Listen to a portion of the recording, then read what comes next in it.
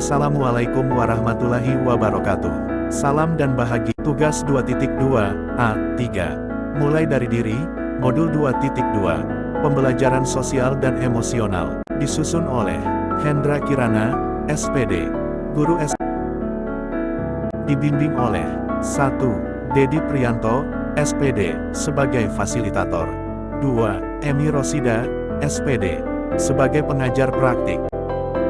Refleksi kompetensi sosial dan emosional. Selama menjadi pendidik, saya tentu pernah mengalami sebuah peristiwa yang dirasakan sebagai sebuah kesulitan, kekecewaan, kemunduran, atau kemalangan, yang akhirnya membantu saya bertumbuh menjadi pribadi yang lebih baik dari sebelumnya. Refleksi kompetensi sosial dan emosional ke-1. Kejadiannya yang membuat saya kecewa pada tahun 2022 di sekolah tempat saya bekerja, yaitu orang tua murid dan murid yang sering berbohong mengenai ketidakhadiran di sekolah yang sering dibuat-buat dengan berbagai macam alasan tanpa ada surat resmi mengenai kehadirannya di sekolah. Beberapa kali ditemukan fakta bahwa murid tidak hadir di sekolah bukan karena sakit, ternyata hanya karena terlambat bangun di sekolah, tidak selesai mengerjakan tugas mata pelajaran tertentu, dan ditemukan aktif bersosial media di kehadirannya di sekolah, serta berkeliaran ketika hendak kunjungan ke rumah murid tersebut. Hal ini menunjukkan bahwa orang tua tersebut secara tidak langsung mendukung anak dan menyetujui anaknya berbuat yang tidak baik seperti berbohong. Saya merefleksikan peristiwa tersebut karena peristiwa tersebut bukan hanya berdampak kepada murid itu saja tetapi berdampak pada murid yang lain karena konsekuensi kesepakatan kelas dan sekolah telah dilanggar dan menjadi contoh yang tidak baik bagi murid lainnya. Selain itu, komunikasi yang tidak enak didengar dari orang tua murid tersebut seperti mendikte, mengerdilkan saya sebagai guru. Peristiwa ini mengajarkan saya bahwa untuk membentuk dan menuntun murid hendaknya harus ada kesabaran, komunikasi yang baik, dan kerjasama yang saling bersinergi antara guru dan orang tua murid menjadi tim dalam membentuk karakter yang baik pada anaknya. Refleksi kompetensi sosial dan emosional kedua. Cara saya menghadapi krisis dan dapat bangkit kembali, recovery, serta bertumbuh growth dari krisis tersebut, yaitu, dalam menghadapi masalah tersebut, awal saya merasa sangat kecewa karena dibohongi dan dikerdilkan oleh orang tua dan murid tersebut. Orang tua murid tersebut bertindak tanpa memikirkan perasaan saya dan keadaan saya sehingga saya pada waktu itu malas berkomunikasi dengan orang tua dan murid tersebut. Karena saya guru, saya menyadari resiko pekerjaan saya sebagai seorang guru, membulatkan tekad dengan doa saya dan berupaya membuka ruang diskusi dengan orang tua dan murid tersebut bersama pihak sekolah seperti guru bimbingan, konseling, dan kesiswaan untuk menyelesaikan permasalahan dan mencari solusi bersama. Refleksi kompetensi sosial dan emosional ketiga. Gambaran diri saya setelah melewati krisis tersebut. Saya menjadi orang yang lebih kuat, saya belajar mengelola emosi dan saya berusaha untuk tetap berpikir positif dengan apa yang dialami. Saya percaya bahwa ketetapan atau skenario Tuhan adalah yang terbaik. Dan saya juga sangat percaya kepada kekuatan doa. Jika yang saya alami adalah yang terbaik untuk saya, maka saya meminta Tuhan untuk memudahkannya untuk saya. Saya berusaha untuk mengelola emosi kecewa, sedih dan tertekan saya dengan menjadi orang yang lebih baik. Saya yakin ketika saya mampu melewatinya maka saya akan menjadi orang yang lebih baik lagi. Dan saya belajar untuk menyelesaikan permasalahan dengan membuka ruang diskusi bersama. Dampak pengelolaan krisis ini membuat saya menjadi pribadi yang lebih dekat dengan Tuhan, menjadi pribadi guru yang berupaya mengelola emosi, belajar lebih memahami murid dan menjadi pribadi yang lebih tenang ketika menghadapi masalah, baik masalah di lingkungan kerja maupun masalah murid. Refleksi kompetensi sosial dan emosional keempat. Sebagai pendidik, saya tentu pernah bertemu murid yang memiliki pemahaman diri, ketangguhan, atau kemampuan membangun hubungan yang positif dengan orang lain. Saya pernah menemukan murid yang memiliki pemahaman diri, ketangguhan, kemampuan membangun hubungan yang positif dengan orang lain.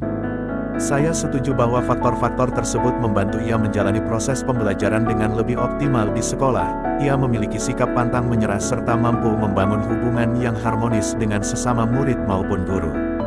Hal ini membuatnya memiliki sikap positif dan membawanya kepada keoptimalan hasil yang diperolehnya. Ia menjadi pemimpin yang baik untuk dirinya dan teman lainnya di kelas maupun di lingkungan sekolah. Ia memiliki banyak teman dan pandai bersosialisasi.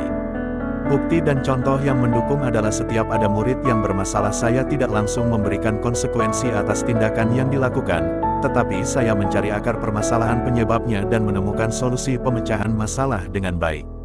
Saya menjalankan restitusi sehingga murid menjadi sadar akan kesalahannya sendiri dari dalam hatinya, bukan karena faktor dari luar. Saya harus bisa membaca karakter dan meredam segala bentuk emosi untuk melakukan pendekatan dan memahami murid saya dengan selalu menunjukkan sifat yang ramah dan berpihak pada murid. Ketika murid memberikan persepsi yang baik terhadap saya, mereka akan lebih mudah menerima pesan dan pelajaran yang saya sampaikan. Refleksi kompetensi sosial dan emosional kelima. Dapat saya simpulkan tentang hubungan antara kompetensi sosial dan emosional dengan keberhasilan dalam pengelolaan krisis saya dan pembelajaran murid saya, yaitu, kompetensi sosial dan emosional sangat mempengaruhi seseorang dalam mengelola masalah-masalah yang terjadi dalam hidupnya. Dengan kompetensi ini, kita sebagai guru akan lebih mudah dalam menghadapi berbagai permasalahan.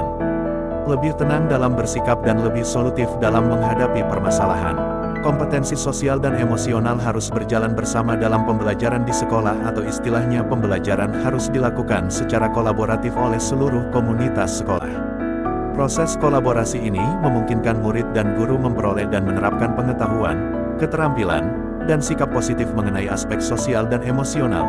Dengan berjiwa besar kita harus menjaga emosi dan mengedepankan hubungan sosial di refleksi kompetensi sosial dan emosional keenam.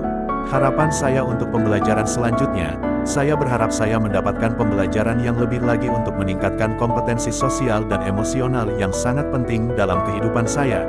Kompetensi ini juga sangat saya butuhkan dalam menjalankan tugas, mengelola pembelajaran serta menuntun anak didik saya ke arah yang lebih baik dalam rangka mencapai kebahagiaan.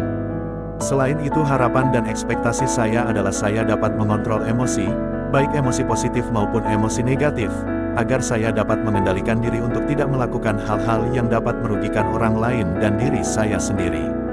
Saya berharap pada pembelajaran modul 2.2 ini, saya dapat menemukan cara efektif untuk bisa mengontrol emosi baik positif maupun negatif, sehingga saya dapat diterima di lingkungan kerja, saya dapat membuat komunitas praktisi dan dapat bersama-sama membangun sekolah yang aman, nyaman, dan menyenangkan untuk semua pihak. Refleksi kompetensi sosial dan emosional ketujuh. Harapan bagi murid-murid saya adalah dengan adanya kompetensi sosial dan emosional yang baik dari saya sebagai guru, saya berharap mampu menuntun anak didik saya menjadi pribadi yang lebih baik lagi. Saya dapat menjadi guru yang baik sesuai harapan murid saya dapat mengontrol emosi dengan baik di depan umum maupun di belakang murid-murid saya, dan saya dapat membuat pembelajaran yang berpihak pada murid, bisa menjadi tempat untuk bertanya dan berkonsultasi mengenai permasalahan dalam kegiatan belajar mengajar di sekolah. Selain itu, saya juga dapat memahami kebutuhan dan kemampuan mereka. Intinya, saya bisa menjadi guru dan orang tua mereka selama di sekolah dan selalu berperilaku adil terhadap semua murid. Saya juga berharap anak didik saya kelak menjadi pribadi yang positif yang mampu mengelola keterampilan sosial dan emosionalnya. Mari belajar, bergerak, berkolaborasi bermakna dan bermanfaat untuk kemajuan pendidikan Indonesia. Terima kasih. Salam dan bahagia.